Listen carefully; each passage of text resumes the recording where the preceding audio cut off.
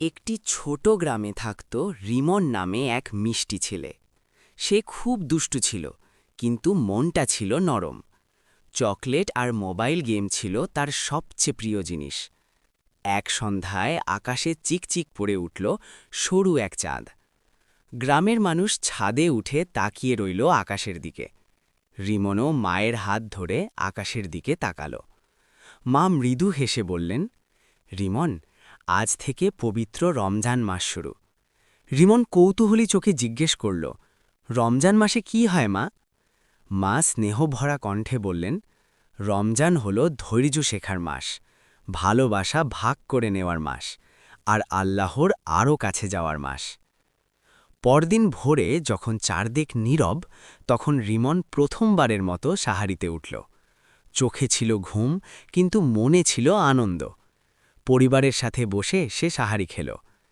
সারাদিন সে একটু ক্ষুধা পেল, একটু তৃষ্ণাও লাগল, কিন্তু সে মনে করল মায়ের কথা, ধৈর্য ধরতে হবে। বিকেলের দিকে রিমন দেখল এক বৃদ্ধ মানুষ রাস্তার পাশে চুপচাপ বসে আছেন। তার চোখে ক্লান্তি, মুখে অভাবের ছাপ। রিমনের হাতে ছিল তার ইফতারের জন্য রাখা খেজুর। সে একটু ভাবল, তারপর হাসি মুখে খেজুরগুলো বৃদ্ধ লোকটির হাতে তুলে দিল। বৃদ্ধ লোকটি কাঁপা কাঁপা হাতে খেজুর নিলেন, চোখে জল এসে বললেন, আল্লাহ তোমাকে সুখী করুক বাবা।